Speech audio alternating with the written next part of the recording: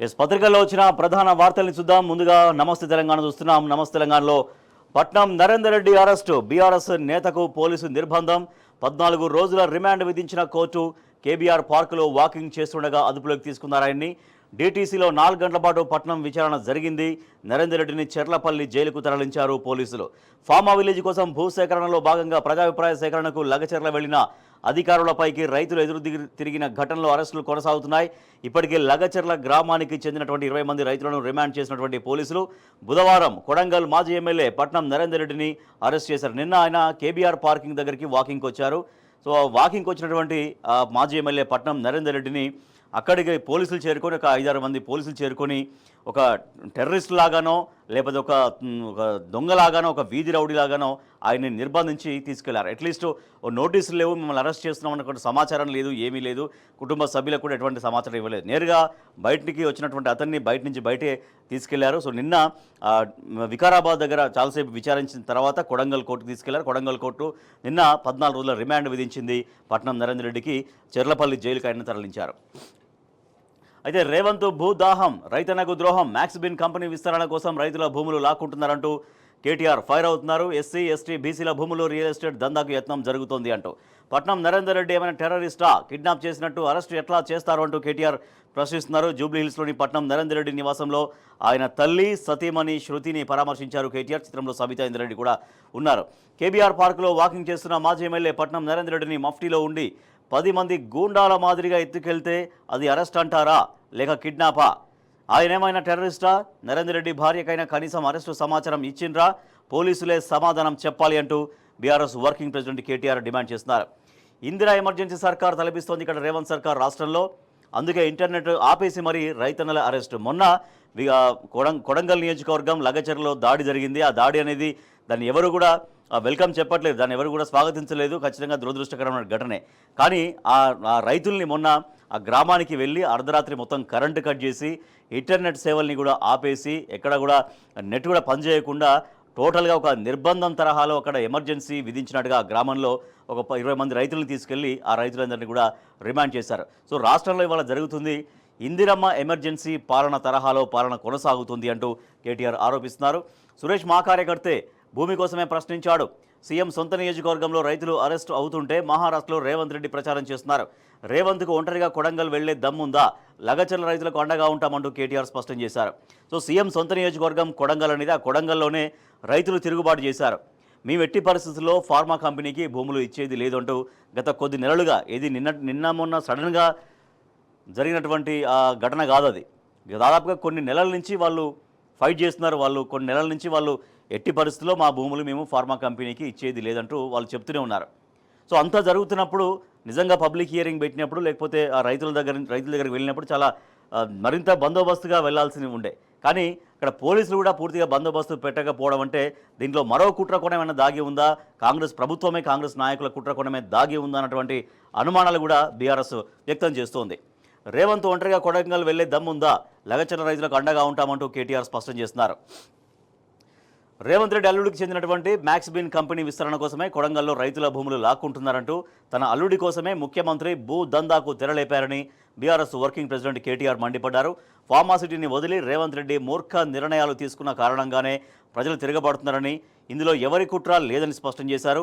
కొడంగల్లో pharma village విషయంలో 6 నెలల నుంచే ప్రజలు వ్యతిరేకిస్తున్నారని, భూములను తన్ని తీసుకుంటామని రైతులను సీఎం సోదరుడు తిరుపతి రెడ్డి స్వయంగా బెదిరించినటువంటి ఆడియో తమ వద్ద ఉందని గుర్తు చేశారు.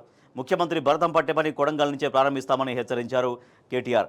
అయితే కొద్ది నెలలుగా వాళ్ళు ఆందోళన చేస్తున్నారు, ఎట్టి పరిస్థితుల్లో మేము భూములు ఇచ్చేది లేదు అంటూ. కానీ వాళ్ళ ఆందోళనల్ని, వాళ్ళ అభిప్రాయాలని ఏమాత్రం పట్టించుకోకుండా ముందుకెళ్లడం వల్ల మొన్న జరిగినటువంటి ఘటన రియాక్ట్ అయింది. అయితే ఎవరైతే కీలకంగా వ్యవహరించారని చెప్తున్నారో ఆయన మా పార్టీ నాయకుడే, మేము పార్టీ నాయకుడు కాదనట్లేం. పార్టీ నాయకుడు ఒక మాజీ ఎమ్మెల్యే స్థాయి నాయకుడితోనో లేకపోతే మరో నాయకుడితోనో మాట్లాడడం అనేది సర్వసాధారణం. సో అంత మాత్రాన ఆ నాయకులే ఎంకరేజ్ చేసినట్టుగా, ఆ నాయకులే అధికారులపైన దాడి చేయించారు అని చెప్పడం ఎంతవరకు కరెక్ట్ అంటూ కూడా ఆయన ప్రశ్నిస్తున్నారు. సో కావాలని కక్షపూరిత రాజకీయాల్లో భాగంగానే ఈ రకంగా తమ నాయకుల్ని అరెస్ట్ చేస్తున్నారంటూ కేటీఆర్ ఫైర్ అవుతున్నారు. సో నిన్న కూడా రిమాండ్ రిపోర్ట్లో కేటీఆర్ పేరు పెట్టడం, కేటీఆర్ని కూడా అరెస్ట్ చేస్తారని రకరకాలుగా మాట్లాడడం అని మనం చూసాం. కేవలం తమపైన తమని ప్రజాస్వామ్యబద్ధంగా ఎదుర్కోలేక ప్రజల నుంచి వ్యతిరేకత వస్తుంది. ఆ వ్యతిరేకతను డైవర్ట్ చేసే విధంగా, ఆ వ్యతిరేకతను బీఆర్ఎస్ పార్టీకి ఆపాదించే విధంగా, బీఆర్ఎస్ను భయభ్రాంతులకు గురి చేసే విధంగా, బీఆర్ఎస్ నాయకుల ఆత్మస్థైర్యం దెబ్బతీసే విధంగా వ్యవహరిస్తున్నారు తప్పించి ఇది కేవలం ఒక రాజకీయ కక్షగా మాత్రమే చూస్తున్నామంటూ బీఆర్ఎస్ చెబుతోంది. మంది మార్బలంతో వచ్చిన సీఎం రేవంత్ సోదరుడు తిరుపతి రెడ్డిని ఆహ్వానించి కలెక్టరేట్లోకి తీసుకెళ్తున్న కలెక్టర్ ప్రతీక్ జైన్. రేవంత్ అన్నకు కలెక్టర్ స్వాగతం. ఛాంబర్ నుంచి బయటకు వచ్చి మరీ స్వాగతం పలికిన ప్రతీక్ జైన్. రేవంత్ సోదరుడికి సీఎం ప్రోటోకాల్. నిండు గర్భిణిని కనకరించని పోలీసులు, కాళ్ళు పట్టుకున్న భర్తను వదలని వైనం. నా భర్త ఏ పోలీస్ స్టేషన్లో ఉన్నాడో తెలియదు అంటూ అక్కడ ఒక రైతు భార్య ఆవేదన వ్యక్తం చేస్తుంది. సో మనం చూస్తున్నాం రేవంత్ అన్నకు కలెక్టర్ స్వాగతం పలికారని వచ్చి. సో రేవంత్ రెడ్డి సోదరుడు అయినటువంటి తిరుపతి రెడ్డి ఆయన ఎటువంటి ప్రజాప్రతినిధి కాదు, లేదంటే ఇంకేమీ కాదు, ఎటువంటి ప్రోటోకాల్ కూడా ఉండదు. కానీ కలెక్టర్ ఎవరైతే మొన్న దాడికి గురయ్యారో అని చెప్తున్నారో కలెక్టర్, ఆయన స్వయంగా చెప్తున్నారో దాడి జరగలేదని చెప్తున్నారు ఆయన. సరే అంటే జరగవచ్చు, బట్ ఆయన స్వయంగా దాడిలో ఏం గాయపడలేదు, దాడి అనేది జరగలేదనేది కలెక్టర్ మాట్లాడుతున్నట్టు మాట. కానీ అటువంటి కలెక్టర్ నిన్న తిరుపతి రెడ్డి, ముఖ్యమంత్రి రేవంత్ రెడ్డి సోదరుడు తిరుపతి రెడ్డి వస్తే ఆయనకు ఎటువంటి ప్రోటోకాల్ లేదు, ఎటువంటి ప్రజాప్రతినిధి కాదు. కానీ స్వయంగా ఆయన లేచి వచ్చి బయటకు వెళ్ళి ఒక మంది మార్బలంతో ఎట్లా నిన్న కలెక్టర్ దగ్గరికి వెళ్ళారో నిన్న విజువల్స్ అన్నీ కూడా వైరల్గా మారాయి. అన్నదాతలపై హత్యాయత్నం కేసు నమోదు. వికారాబాద్ డీఎస్పీ ఫిర్యాదుపై కేసులు. కలెక్టర్ ఇతర ప్రభుత్వ ఉద్యోగులపై దాడి చేసి హత్యకు ప్రయత్నించారు. కావాలనే వారిని గ్రామంలోకి తీసుకెళ్లారు. రాళ్లు కర్రలతో గుమిగుడి దాడి చేశారు. రిమాండ్ రిపోర్ట్లో పోలీసుల ఆరోపణ. రైతులపై జీవిత ఖైదు పడే సెక్షన్లు నమోదు చేశారు. సో పూర్తి వివరాలు మనం లోపల పేజీలో కూడా మనం చూద్దాం.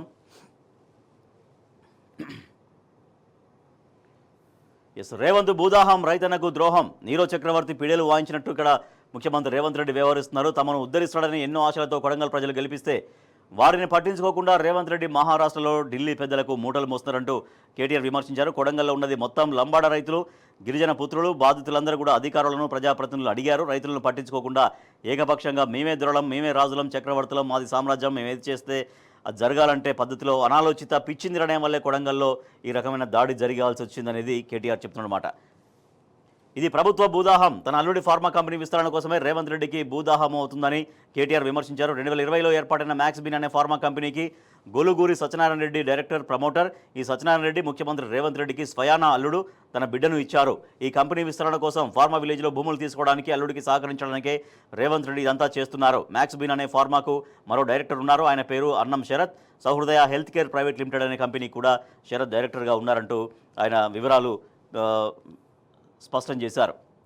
దళిత, గిరిజన, బీసీ భూములను లాక్కొని తన అనుయాయులకు, కుటుంబ సభ్యులకు ఇచ్చి రియల్ ఎస్టేట్ వ్యాపారంతో కోట్లు సంపాదించేందుకు రేవంత్ రెడ్డి ప్రభుత్వం చేస్తున్న కుట్ర ఇది అని కుట్రగా అభివర్ణిస్తున్నారు కేటీఆర్.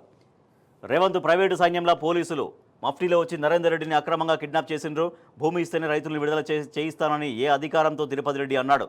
నరేందర్ రెడ్డికి అండగా ఉంటాం, కుటుంబానికి ధైర్యం చెప్పారు కేటీఆర్. జూబ్లీహిల్స్లోని కొడంగల్ మాజీ ఎమ్మెల్యే పట్నం నరేందర్ రెడ్డి ఇంటికి వెళ్లి వారి కుటుంబ సభ్యులకు ధైర్యం చెప్పారు కేటీఆర్.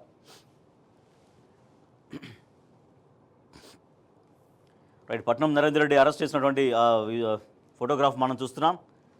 ఘటన రోజు ఒకే ఒక ఫోన్ కాల్. రిమాండ్ రిపోర్ట్లో పోలీసుల వెల్లడి. 84 సార్లు అంటూ కాంగ్రెస్ తప్పుడు ప్రచారం. రిమాండ్ రిపోర్ట్లో కేటీఆర్ ప్రస్తావన వచ్చింది. నిజం గడప దాటి లోపే అబద్ధం ఊరంతా చుట్టేస్తున్న సందంగా లగచర్ల ఘటనలో బీఆర్ఎస్ మాజీ ఎమ్మెల్యే పట్నం నరేందర్ రెడ్డిపై కాంగ్రెస్ అబద్ధ ప్రచారానికి తెరలేపింది. మరోవైపు బీఆర్ఎస్ వర్కింగ్ ప్రెసిడెంట్ కేటీఆర్ను కూడా ఈ కేసులోకి లాగారు. ఈ కేసులో ప్రధాన నిందితుడిగా పోలీసులు పేర్కొన్న పట్నం నరేందర్ రెడ్డి, బి సురేష్ మధ్య 84 సార్లు ఫోన్ సంభాషణ జరిగినట్లు కాంగ్రెస్ పార్టీ, దాని అనుకూల మీడియా ప్రచారం చేస్తుండగా పోలీసుల రిమాండ్ రిపోర్ట్లో మరో విధంగా ఉందట. సంఘటన జరిగిన రోజున బి సురేష్ ఒక్కసారి పట్నం నరేందర్ రెడ్డితో సంభాషించినట్టుగా రిమాండ్ రిపోర్ట్లో పేర్కొనబడిన అంశం. కానీ మొన్న ఒక 80 సార్లు 90 సార్లు మాట్లాడారు. టోటల్గా నరేందర్ రెడ్డి దీన్ని ఎంకరేజ్ చేశారు అని రకరకాలుగా కాంగ్రెస్ అనుకూల మీడియా కావచ్చు, సోషల్ మీడియాలో బాగా సర్క్యులేట్ చేశారు. కానీ రిమాండ్ రిపోర్ట్లో పేర్కొన్న అంశం ఏంటంటే, ఏ రోజైతే ఘటన జరిగిందో ఆ ఘటన జరిగిన రోజు సురేష్ అలాగే పట్నం నరేందర్ రెడ్డి మధ్య జరిగినటువంటి సంభాషణ కేవలం ఒక్కసారి అని రిమాండ్ రిపోర్ట్లో స్పష్టమైంది. దాంట్లో బీఆర్ఎస్ వర్కింగ్ ప్రెసిడెంట్ కేటీఆర్ను కూడా ఈ కేసులోకి లాగినటువంటి పరిస్థితి. రేవంత్ పాలనలో తెలంగాణలో చీకట్లు 11 నెలల్లో సర్వం కోల్పోయిన సబ్బండ వర్గాలు అల్లాడుతున్న పల్లెలు రైతుల చేతికి బేడీలు ఏ హోదాలో తిరుపతి రెడ్డి భూములు సేకరిస్తామంటున్నాడు బీఆర్ఎస్ వర్కింగ్ ప్రెసిడెంట్ కేటీఆర్ మండిపాటు జాగో తెలంగాణ అంటూ పిలుపిచ్చారు ఆయన. రాష్ట్రానికి రాహు రేతు దోషం, అందుకే రాష్ట్రంలో అల్లకల్లోలం జరుగుతుందంటూ BRS social media convener Y Satish Reddy ఎద్దావా చేసినటువంటి వార్త ఒకటి చూడొచ్చు మనం. రైతులపై హత్యాయత్నం కేసులు మనం చూస్తున్నాం. లగచర్ల ఘటనలో 46 మందిపై రైతులపైన కేసులు నమోదు. రేవంత్ సోదరుడికి సీఎం ప్రోటోకాల్, తన ఛాంబర్ నుంచి బయటకు వచ్చి మరి కలెక్టర్ స్వాగతం. అదే సమయంలో స్థానిక ఎంపీ డీకే అరుణ అడ్డగింత, వార్డు మెంబర్ కూడా కానీ రేవంత్ సోదరుడికి ఎస్కాట్పై అరుణ మండిపాటు, కలెక్టర్కు ఫోన్, హైవేలపై బీఆర్ఎస్ నాయకుల వాహనాల తనిఖీలు అంటూ వార్త మనం చూస్తున్నాం. రైట్, ఇది లగచర్ల ఘటన పట్ల మొన్న జరిగినటువంటి దాడి, నిన్న పట్నం నరేందర్ రెడ్డిని అరెస్ట్ చేయడం, తర్వాత రిమాండ్ రిపోర్ట్, ఆ రిమాండ్ రిపోర్ట్లో బీఆర్ఎస్ వర్కింగ్ ప్రెసిడెంట్ కేటీఆర్ పేరు కూడా ప్రస్తావన చేయడం. సో అంటే కేవలం ఒక రాజకీయ కక్ష సాధింపు చర్యల్లో భాగంగానే ఇట్లా వేధింపులకు గురి చేయాలని ప్రభుత్వం ప్రయత్నిస్తోంది. పోలీస్ డిపార్ట్మెంట్ని అడ్డం పెట్టుకొని ప్రభుత్వం చేసినటువంటి దుర్మార్గపు కుట్ర ఇది అంటూ బీఆర్ఎస్ పార్టీ తీవ్రంగా దీన్ని పరిగణిస్తోంది. మరొక వార్త మనం చూస్తున్నాం. దానికి సంబంధించి కాలుష్య వికేంద్రీకరణ పాత విధానాన్ని మళ్లీ అమలు చేస్తున్న రేవంత్ సర్కార్. ఉమ్మడి ఆంధ్రప్రదేశ్లో ప్రణాళిక లేకుండా పారిశ్రామిక వాడలు, ఫలితంగా నగరం నలుమూలల కాలుష్య కాసారాలు. కాలుష్య మహమ్మారిని తరిమి కొట్టేందుకే ఫార్మా సిటీ ఏర్పాటు చేసింది గత బీఆర్ఎస్ ప్రభుత్వం. ఒకే చోట పరిశ్రమలకు బీఆర్ఎస్ సర్కార్ పక్కా ప్రణాళిక చేసింది. రాష్ట్రం నలుమూలల ఫార్మా క్లస్టర్లకు ప్రభుత్వం మొగ్గు. అంటే సమస్య మళ్ళీ మొదటికి తీసుకొచ్చిందంట ఇవాళ కాంగ్రెస్ ప్రభుత్వం. ఫార్మాసిటీ సాకారం అవుతుందనుకున్న తరుణంలో రేవంత్ సర్కారు వచ్చింది, సమస్య మళ్ళీ మొదటికి వచ్చింది. ఫార్మాసిటీని చిలువలు పలవలు చేస్తున్న కాంగ్రెస్ ప్రభుత్వం తిరిగి పాత పందాలోనే అడుగులు వేస్తానంటోంది. ఫార్మాసిటీని కోల్డ్ స్టోరేజీలకు పంపించి హైదరాబాద్ మహానగరం చుట్టూ 10 ఫార్మా క్లస్టర్లు ఏర్పాటు చేస్తానంటుంది. మళ్ళీ వీటి కోసం ఇంకో 20,000 ఎకరాల భూసేకరణకు సిద్ధమైంది. అన్ని చోట్ల ఫార్మా కంపెనీల ఏర్పాటుకు నిర్ణయించిన సర్కార్ అసలు కాలుష్యాంశాన్ని పరిగణలోకి తీసుకుంటుందా? ఇప్పటికే ఫార్మాసిటీ కోసం వేలాది ఎకరాలని త్యాగం చేసిన రైతులు ఉండగానే మరోవైపు అన్ని జిల్లాల్లోనూ వేలాది మంది రైతుల భూములను గుంజుకునేందుకు ప్రయత్నించడం అవసరమా? ఈ దిశగా రేవంత్ ప్రభుత్వం ఎందుకు ఆలోచించడం లేదు అనే సందేహాలు వ్యక్తమవుతున్నాయి. ఫార్మాసిటీ అనేది తెలంగాణ రాష్ట్రం ఫార్మాసిటీకి ఒక ఫార్మాకు హబ్గా మార్చాలని గత బీఆర్ఎస్ ప్రభుత్వం సంకల్పించింది. దాంతో ఫార్మాసిటీ ఏర్పాటు చేయాలని దాదాపుగా ఒక 12-13 వేల ఎకరాలని రైతుల నుంచి వాళ్ళ అంగీకారంతో, వాళ్ళ ఆమోదంతో ఇక్కడ సేకరించి పెట్టింది. కానీ ఇక్కడ సేకరించిన దాన్ని కాదని, ఫార్మాసిటీ ఇక్కడ కాదని, ఇక్కడ ఫార్మాసిటీ మేము రద్దు చేస్తున్నామని ముఖ్యమంత్రి స్వయంగానే ప్రకటించారు ఓరల్గా. కానీ కోర్టుల దగ్గర అక్కడిక్కడ వెళ్ళినప్పుడు మాత్రం ఫార్మాసిటీ మేమేమి ఉపసంహరించుకోలేదు, ఫార్మాసిటీ ఉంది అనేది కోర్టుకు చెప్తున్నారు. కానీ ఓరల్గా ఫార్మాసిటీ రద్దు అయిందని స్వయంగా ముఖ్యమంత్రి వెల్లడించినటువంటి విషయం. ఇట్లా ఫార్మాసిటీ కోసం భూముల సేకరణ జరిగి ఆల్రెడీ దాంట్లో కొంత పని జరిగిన తర్వాత దాన్ని కాదని ఇప్పుడు ఫార్మా క్లస్టర్లు ఎందుకు ఏర్పాటు చేస్తున్నట్లు, ఎవరి మేలు కోసం ఏర్పాటు చేస్తున్నట్లు. సో దాంట్లో ప్రధానంగా కాలుష్యం అనేది చాలా ఇబ్బంది పెడుతుంటుంది ప్రజల్ని. అటువంటి కాలుష్యాన్ని కూడా ఎందుకు పట్టించుకోవట్లేదు. కాలుష్యం కాకుండా ఉండేందుకోసమే ఫార్మాసిటీని దూరంగా ఏర్పాటు చేసే సంకల్పం చేసుకుంది గత బీఆర్ఎస్ ప్రభుత్వం. కానీ వాళ్ళ అటువంటి కాలుష్యాన్ని మళ్ళీ మరింత పెంచే విధంగా ఈ ఫార్మా క్లస్టర్లు, ఫార్మా విలేజ్ల వైపు ప్రభుత్వం ఎందుకు మొగ్గు చూపిస్తున్నటువంటి ప్రశ్న ఇక్కడ మనకు కనిపిస్తోంది. ఇక మరొక వార్త చూస్తే రైతులకు సంబంధించినటువంటి అంశం, ఆ కొనుగోళ్ల అంశం అనేది అది ఎటు తేలట్లేదు. రైతులు ఇంకా ఇబ్బంది పడుతూనే ఉన్నారు. దానికి సంబంధించిన వార్త ఒకటి మనం చూద్దాం. ధాన్యంపై కేర్లెస్, మద్యంపై ఫోకస్, రైతన్న ఆగ్రహోదగ్రహం. కళ్ళల్లో రైతుల గోస పట్టని రేవంత్, తాగుబోతుల రాష్ట్రంగా చేయాలన్నదే ముఖ్యమంత్రి తాపత్రయం. భూమి మీద తిరిగితే గ్యారంటీలపై నిలదీస్తారని గాలి మోటార్లలో తిరుగుతున్నారు. వడ్లే కొంటలేరని రైతులు ధర్నాలు చేస్తుంటే బోనస్ ఇస్తున్నామని రేవంత్ డబ్బా కొడుతున్నారు. హరీష్ రావు మండిపాటు, మర్రిగూడ కొనుగోలు కేంద్రం ఆయన పరిశీలించారు. ధాన్యాన్ని కొనేందుకు మిల్లర్లు మొండికేయడంతో బుధవారం నల్గొండ జిల్లా వేములపల్లి మండలం నార్కటపల్లి అద్దంకి రహదారిపై ముళ్ల కంపలు అడ్డంగా వేసి ఆందోళన చేస్తున్నటువంటి రైతులు, వారిని పోలీసులు అడ్డుకుంటున్నారు. సో రైతులు ఇంకా ఇబ్బందులు పడుతూనే ఉన్నారు. మా ధాన్యాన్ని కొనండి అంటూ రైతులు అధికారులను ప్రాధేయపడాల్సినటువంటి పరిస్థితి. ధాన్యం కొనుగోలు కేంద్రాలు అక్కడక్కడ ఏర్పాటు చేసినా కూడా ధాన్యం కొనుగోలు కేంద్రాల్లో సరిగ్గా కొనుగోలు జరపకపోవడంతో రైతులు ఎంతగానో ఇబ్బందులు పడుతున్నారు. కళ్ళాల్లో రైతుల గోసపట్టని సీఎం. మద్యం అమ్మకాలపై ఫోకస్ పెట్టిన రేవంత్ రెడ్డి ప్రభుత్వం వడ్ల కొనుగోళ్లపై కేర్లెస్గా వ్యవహరిస్తోందంటూ మాజీ మంత్రి హరీష్ రావు ధ్వజమెత్తారు. బుధవారం నల్లగొండ జిల్లా మర్రిగూడలో ధాన్యం కొనుగోలు కేంద్రాన్ని ఆయన పరిశీలించారు.